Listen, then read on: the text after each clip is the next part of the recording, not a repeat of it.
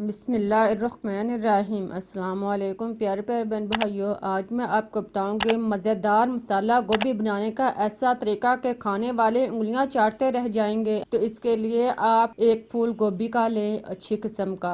इसको आप काट लें, इसके आप डंडल जो हैं वो तोड़कर अलग कर लें।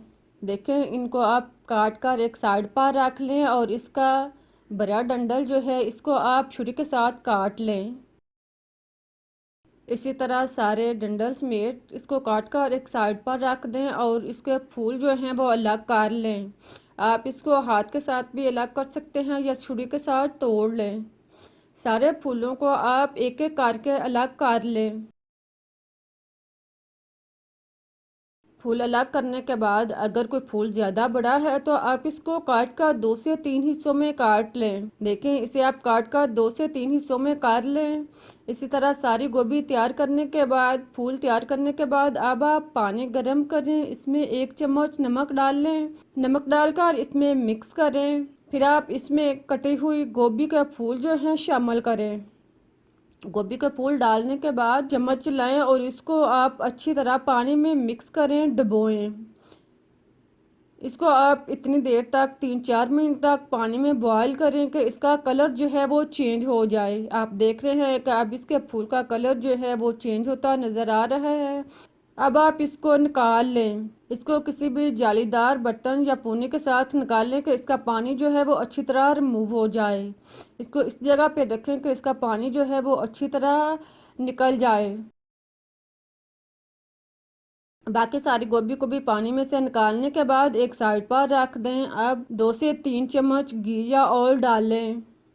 कढ़ाई में 2 से 3 चम्मच घी या ऑयल डालने के बाद अब आप गोभी को जो भी हमने बॉईल की है इसको आप घी में डालें और इसको मिक्स करें। इसे आप 3-4 मिनट तक फ्राई कर लें। अगर छिंटे बाहर आए तो आप इसके ऊपर ढक्कन दें ताकि छिंटे जो हैं वो ख़त्म हो जाएं। 1-2 मिनट तक ढक्कन देने के बाद आप ढक्कन ओपन करें और फिर चम्मच चलाकर आप इसको ऊपर नीचे मिक्स करें और फ्राई करें ताकि फूल जो हैं वो चारों साइड से अच्छी तरह फ्राई हो जाएं। जब फूल का कलर चेंज होने लगे, ब्राउन हो जाए, आप देख रहे हैं कि इसका कलर जो है वो ब्राउन होना शुरू हो गया है, तो आप इसको निकाल लें। इस तरह से ब्राउन हो जाए तो आप इसको निकाल लें। निकाल कर आप इसको किसी बाउल या प्लेट में डाल लें। इसको निकाल कर एक साइड पर रखें। अब इसी ऑयल में 2 आलू काट कर डाल लें और इसको भी फ्राई कर लें। आलूओं को आप अच्छी तरह मिक्स करें घी के अंदर, चारों साइड से अच्छी तरह मिक्स करने के बाद अब आप छिंटों से बचाव के लिए और आलूओं को नरम करने के लिए आप इसके ऊपर ढक्कन 1 से 2 मिनट तक दें ताकि इसके छिंटे पानी ख़त्म हो जाए। और फिर आप आलूओं को अच्छी तरह ऊपर नीचे मिक्स करके चारों साइड से ब्राउन कर लें। आप देख रहे हैं कि आलू का कलर चेंज हो रहा है, वह ब्राउन हो रहे हैं, तो आप इसको निकाल लें। जब आलू इस तरह के ब्राउन हो जाएं तो आप इनको निकाल लें।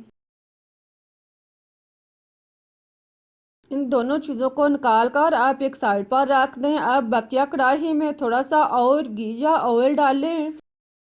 इसमें आप ज़ीरा 1 चम्मच, कड़ी पत्ता, बड़ी इलायची, बादियान, दालचीनी और लौंग 3 से 4 अदद डालकर ब्राउन करें। इनका कलर चेंज हो जाए तो आप इसमें 1 अदद चाप प्याज शामिल करें।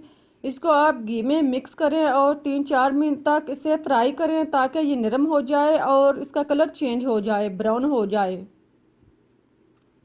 इतनी देर में आप टमाटर 1 अदद लें, लहसुन और अदरक और टमाटर 1 अदद, लहसुन और अदरक और हरी मिर्च 3 से 4 अदद, इसका आप पेस्ट बना लें। पेस्ट इसमें शामिल करें और इसको आप मिक्स करें।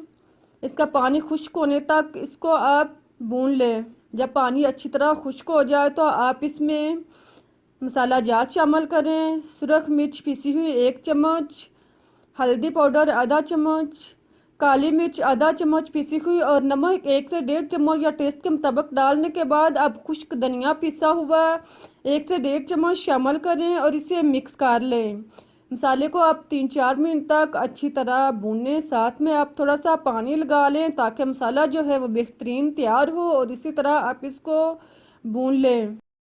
मसाला अच्छी तरह तैयार हो जाए, घी अलग होना शुरू हो जाए तो आप इसमें फ्राई शुदा आलू और गोभी डाल दें। इसको आप मिक्स करें मसाले के अंदर अच्छी तरह, इसको आप मिक्स करें, मसाले और गोभी को अच्छी तरह जज़ब कर लें। जब मसाला अच्छी तरह गोभी के गिर्द लिपट जाए तो आप इसमें पानी शामिल करें। 1 से 1.5 गिलास पानी डालकर इसे चम्मच चलाकर मिक्स करें और साइडों से भी मसाला उतार लें। अब इसका ढक्कन बंद करके इसको पकने दें कि गोभी जो है वो नरम हो जाए और इसका पानी जो है वो खुश्क हो जाए। 8-10 मिनट के बाद ढक्कन ओपन करें। आप चेक करें कि गोभी और आलू जो हैं वो गल चुके हैं और पानी भी खुश्क हो चुका है। अगर गोभी गल चुकी हो तो आप इसके ऊपर कटा हुआ हरा धनिया डालें। खुशबू और जायके के लिए हरा धनिया डालने के बाद इसको मिक्स करें। अब बहुत ही मज़ेदार और टेस्टी गोभी हमारी तैयार हो चुकी है। यकीन करें कि एक मुनफरिद जायका है। जब आप इस तरह से गोभी बनाएंगे तो सभी उंगलियां चाट कर खाएंगे। जिसने कभी नहीं खाई वो भी आपसे फरमाइश पर बनवाएगा। अब मैं आपको दिखाती हूँ कि गोभी मसालादार भी है, गली भी है और निखरी निखरी भी है। आप इसको रोटी के साथ, चावलों के साथ मज़े से नोश फरमाएं। मुझे इजाज़त दें, लेकिन जाने से पहले आप रेसिपीज को लाइक करें, चैनल को सब्सक्राइब करें, शेयर करें। फिर मिलते हैं एक नई और मज़ेदार रेसिपीज के साथ। तब तक के लिए अल्लाह हाफिज़।